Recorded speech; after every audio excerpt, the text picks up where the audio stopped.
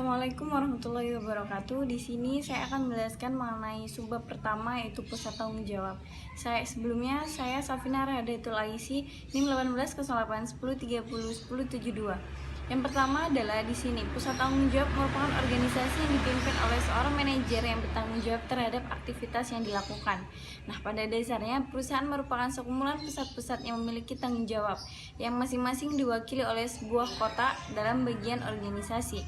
Nah, pusat-pusat tanggung jawab tersebut kemudian membentuk sebuah hierarki yang kemudian muncul untuk mewujudkan satu atau lebih maksud yang disebut dengan cita-cita. Nah, untuk mewujudkan cita-cita tersebut, maka manajemen senior menentukan sejumlah strategi. Bagian cara berikut dapat disimpulkan bahwa pusat tanggung jawab menerima masukan dengan menggunakan model kerja. Pusat tanggung jawab melaksanakan fungsi-fungsi tertentu dengan tujuan akhir untuk mengubah input menjadi output, baik yang berwujud maupun yang tidak berwujud. Outputnya dihasilkan bisa saja diserahkan ke pusat tanggung jawab yang lain, di mana output tersebut kemudian menjadi input di pusat tanggung jawab lain tersebut. Kebanyakan input yang digunakan pusat tanggung jawab dapat dinyatakan dalam ukuran-ukuran fisik seperti jam kerja, liter minyak, rem kertas, dan KWH listrik. Dalam sistem pengendalian manajemen, satuan-satuan kuantitas tersebut kemudian diterjemahkan ke dalam satuan moneter. Pada organisasi profit, pendapatan per tahun umumnya digunakan untuk mengukur hasil dari output.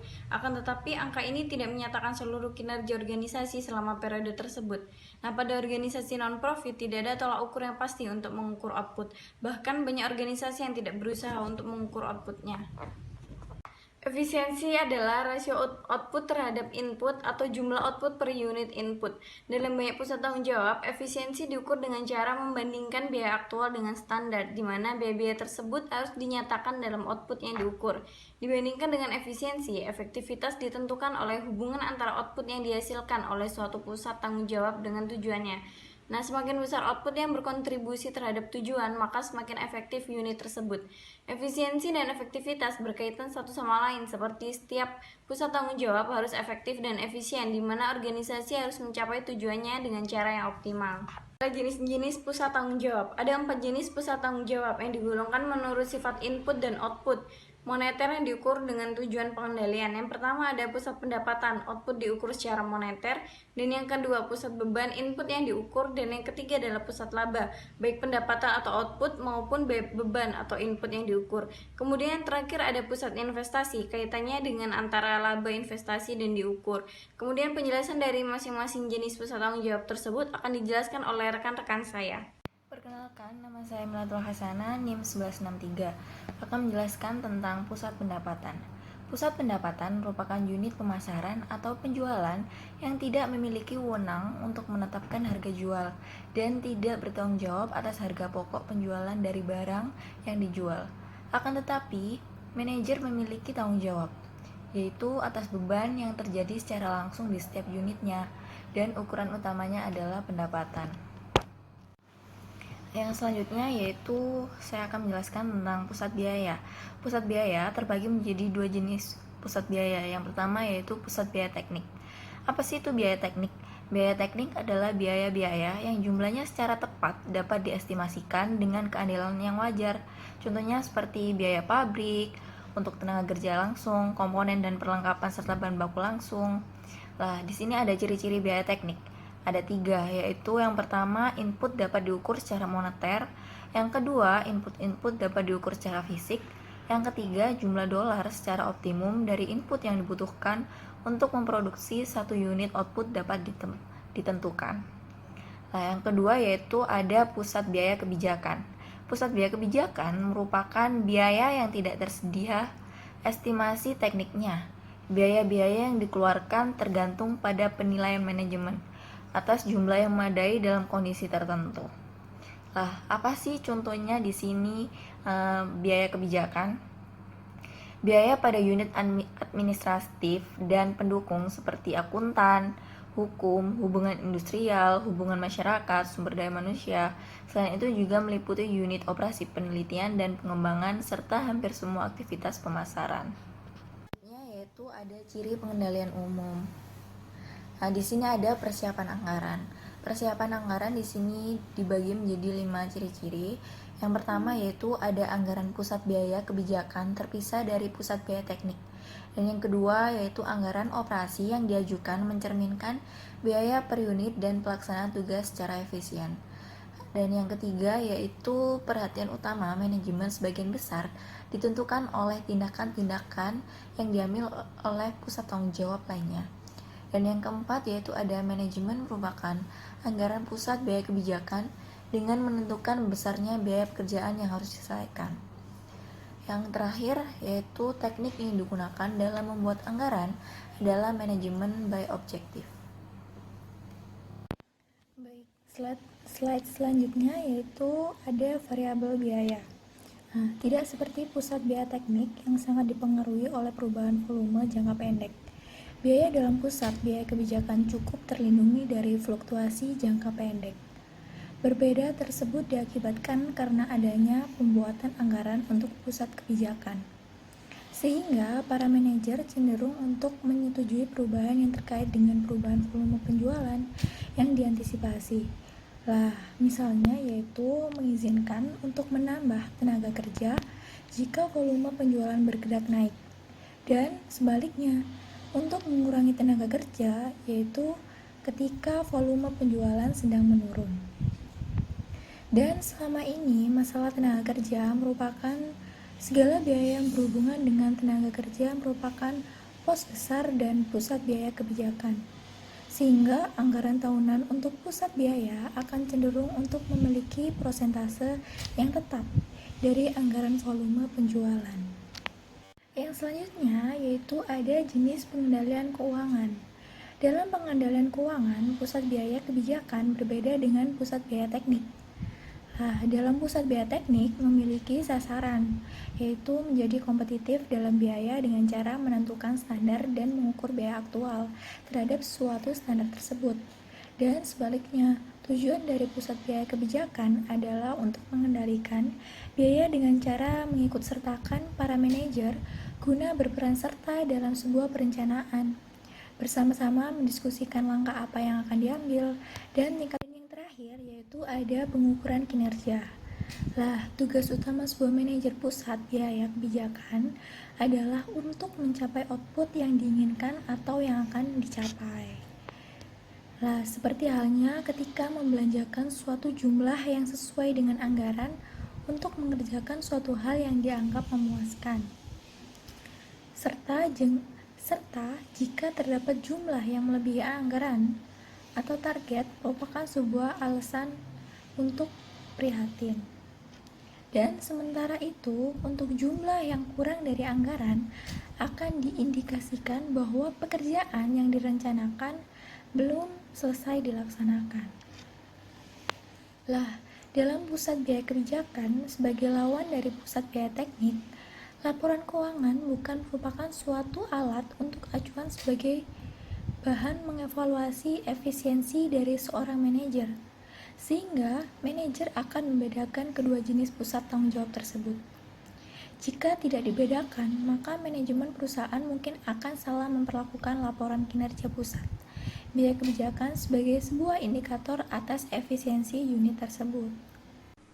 Selanjutnya adalah pusat administrasi dan pendukung.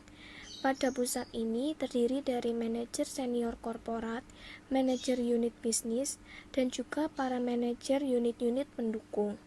Pertama adalah permasalahan dalam pengendalian.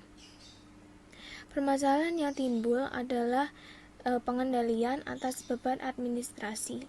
Dikarenakan dua hal, yaitu masalah-masalah yang ada dalam pengukuran output dan juga banyaknya ketidaksesuaian antara cita-cita dari departemen dan juga cita-cita dari perusahaan. Topik yang kedua adalah kesulitan dalam mengukur output. Kesulitan dalam mengukur output dikarenakan adanya output yang tidak dapat diukur, sehingga tidak dapat menetapkan standar biaya sebagai tolak ukur untuk pengukuran kinerja keuangan. Topik yang ketiga adalah tidak adanya keselarasan cita-cita. Di sini dijelaskan bahwa tujuan utama para manajer administrasi adalah selaras dengan cita-cita perusahaan, yaitu untuk mencapai keunggulan secara fungsional. Namun terkadang tujuan tersebut bertolak belakang dengan para stafnya. Topik yang terakhir adalah penyusunan anggaran, di mana pengajuan anggaran ini terdiri dari suatu daftar pos-pos beban dengan usulan anggaran dibandingkan dengan seluruh beban akrual pada tahun berjalan. Pada bagian ini terdapat beberapa komponen yang akan dibahas lebih rinci, yaitu yang pertama adalah komponen yang membahas biaya pokok dari suatu pusat administrasi atau pendukung, termasuk di dalamnya adalah biaya untuk tetap berada dalam suatu bisnis dan biaya untuk aktivitas yang secara intrinsik diperlukan pada saat keputusan manajemen tidak dapat diambil. Yang kedua adalah komponen yang membahas aktivitas kebijakan dari pusat administrasi atau pendukung, termasuk di dalamnya adalah deskripsi dari tujuan biaya dan perkiraan biaya dari setiap tujuan. Yang terakhir adalah komponen atas semua pengajuan tambahan anggaran di luar inflasi yang berguna hanya pada saat anggaran bernilai besar atau manajemen menentukan tingkat yang sesuai dari aktivitas pusat yang terjadi. Selanjutnya adalah pusat penelitian dan pengembangan. Yang pertama adalah permasalahan dalam pengendalian. Pada pusat penelitian dan pengembangan ini, masalah yang terjadi adalah kesulitan menghubungkan antara hasil yang diperoleh dengan input dan juga kurangnya keselarasan terhadap cita-cita. Yang pertama adalah kesulitan dalam menghubungkan hasil yang diperoleh dengan input. Sama halnya dengan aktivitas administrasi, aktivitas penelitian dan pengembangan ini juga mempunyai hasil setengah berwujud, yaitu dalam bentuk paten, produk-produk baru, ataupun proses-proses baru. Tetapi karena pada aktivitas pengembangan ini, produk itu adalah hasil yang bertahun-tahun, maka sangatlah sulit untuk memiliki nilai output dan inputnya yang digunakan dalam setiap tahunnya. Yang kedua adalah tidak adanya keselarasan cita-cita, di mana terdapat perbedaan tujuan antara manajer penelitian yang ingin membangun perusahaannya menjadi lebih baik, meskipun dengan mengeluarkan biaya yang lebih mahal dari apa yang bisa didanai oleh perusahaan. Sementara para stafnya yang bekerja sering tidak mempunyai pengetahuan yang lebih memadai. Yang selanjutnya yaitu ada rangkaian kesatuan penelitian dan pengembangan. Penelitian dasar memiliki dua ciri. Yang pertama yaitu tidak terencana, di mana pihak manajemen hanya membuat keputusan secara umum mengenai bagian yang harus dieksplorasi. Dan yang kedua yaitu seringkali ada tenggang waktu yang lama antara dimulainya penelitian dan pengenalan produk yang berhasil. Lah, contohnya seperti apa sih yang tenggang waktu yang lama? Contohnya yaitu di sektor bioteknologi sudah hampir 26 tahun berlaku sejak Watson dan Crick mendefinisikan struktur molekul DNA. Lah, pada tahun 1958 hingga produk pertama yang dihasilkan dari pekerjaan tersebut mulai diluncurkan dan memakan waktu hingga 24 tahun, yaitu dari tahun 1936 hingga tahun 1960. Lah, untuk upaya-upaya penelitian dasar agar dapat menghasilkan pengenalan sebuah mesin fotokopi oleh Xerox Corporation dengan sukses. Lah, sebuah sistem pengendalian keuangan memiliki sedikit nilai dalam mengelola aktivitas. Sebuah sistem pengendalian keuangan memiliki sedikit nilai dalam mengelola aktivitas-aktivitas penelitian dasar. Maka, prosedur-prosedur alternatif sering diterapkan. Pada beberapa perusahaan, penelitian dasar dimasukkan sebagai jumlah total dari program penelitian dan anggarannya. Pada perusahaan lain tidak ada dana khusus untuk sebuah penelitian dasar. Akan tetapi terdapat pengertian bahwa ilmuwan dan insinyur dapat menggunakan sebagian waktu mereka, yaitu 15% atau 1 hari dari seminggu, untuk mengeksplorasi semua kemungkinan yang dianggapnya menarik. Nah, yang selanjutnya yaitu ada program lead bank. Perencanaan program lead bank terdiri dari serangkaian program ditambah kelonggaran untuk pekerjaan yang tidak direncanakan.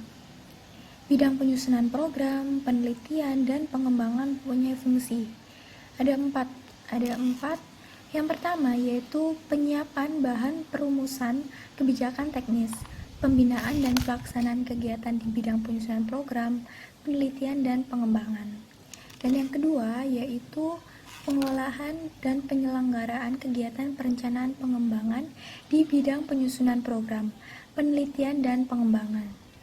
Yang ketiga yaitu pengordinasian dan pengendalian pelaksanaan kegiatan perencanaan pembangunan di bidang penyusunan program, penelitian, dan pengembangan. Dan yang terakhir yaitu yang keempat, pelaksanaan fungsi lain yang diberikan oleh kepala badan sesuai dengan tugas dan fungsinya. Assalamualaikum warahmatullahi wabarakatuh. Saya Medina Sasabila. Di sini saya akan menjelaskan tentang anggaran tahunan. Jadi, perusahaan yang sudah menjalankan suatu program litbang berjangka panjang, maka untuk menyusun anggaran litbang per tahunnya akan menjadi persoalan yang biasa. Kemudian anggaran itu sendiri biasanya adalah merupakan rencana yang disusun secara sistematis dan meliputi seluruh kegiatan perusahaan untuk jangka waktu atau periode yang panjang. Maka anggaran seringkali juga disebut dengan rencana keuangan. Rencana keuangan yang dimaksud adalah rencana keuangan yang ada di perusahaan. Saya akan menjelaskan tentang tujuan anggaran tahunan. Jadi yang pertama tujuannya adalah untuk mengkomunikasikan harapan manajemen kepada pihak terkait sehingga anggaran dimengerti dan didukung dan dilaksanakan. Kemudian yang kedua untuk menyediakan alat pengukur dan mengendalikan kinerja individu dan kelompok, serta menyediakan informasi yang mendasari perlu tidaknya tindakan koreksi. Yang ketiga adalah untuk mengkoordinasikan cara atau metode yang akan ditempuh dalam rangka memaksimalkan sumber daya. Yang keempat adalah untuk menyediakan rencana terinci mengenai aktivitas dengan maksud mengurangi ketidakpastian dan memberikan pengarahan yang jelas bagi individu dan kelompok dalam upaya mencapai tujuan perusahaan. Kemudian pengukuran kinerja. Jadi sebagian perusahaan itu menerima dua jenis laporan mengenai kegiatan litbang. Laporan yang pertama itu membandingkan prediksi terakhir mengenai total biaya dengan jumlah yang disetujui oleh masing-masing proyek. Sedangkan laporan yang kedua adalah terdiri dari perbandingan antara pengeluaran yang dianggarkan dengan pengeluaran aktual di masing-masing pusat tanggung jawab. Kemudian yang selanjutnya adalah pusat pemasaran. Jadi sebagian besar perusahaan itu mengelompokkan dua jenis aktivitas yang sangat berbeda di bawah pusat pemasaran dengan pengendalian berbeda satu sama lain. Satu kelompok aktivitas berkaitan dengan pemenuhan pasokan. Aktivitas ini disebut sebagai aktivitas pemenuhan pesanan atau pesanan logistik. Kelompok aktivitas lainnya berkaitan dengan upaya-upaya untuk mendapatkan pesanan dan tentu saja berlangsung sebelum suatu pesanan diterima. Hal tersebut merupakan aktivitas pemasaran yang sesungguhnya dan kadang-kadang disebut aktivitas pemasaran atau disebut aktivitas pencarian pesanan. Selanjutnya adalah aktivitas logistik. Sebagai salah satu aktivitas di bawah pusat pemasaran, aktivitas logistik adalah aktivitas yang terlibat dalam memindahkan barang dari perusahaan ke pelanggan dan mengumpulkan piutang yang jatuh tempo dari para pelanggannya. Aktivitas ini mencakup transportasi ke pusat distribusi, pergudangan, pengapalan dan pengiriman, pengajuan rekening, dan aktivitas yang terkait dengan fungsi kredit dan penagihan utang. Pusat tanggung jawab yang menjalankan fungsi tersebut secara mendasar serupa dengan pusat biaya di pabrik. Kemudian yang terakhir adalah aktivitas pemasaran. Jadi aktivitas pemasaran ini adalah merupakan aktivitas yang dilakukan oleh perusahaan untuk memperoleh pesanan. Aktivitas ini memungkinkan untuk mengukur output organisasi pemasaran, tetapi aktivitas untuk mengevaluasi aktivitas upaya pemasaran ternyata jauh lebih sulit. Hal ini karena perubahan dalam faktor di luar kendali departemen pemasaran yang menyebabkan melesatnya asumsi yang menjadi dasar anggaran penjualan.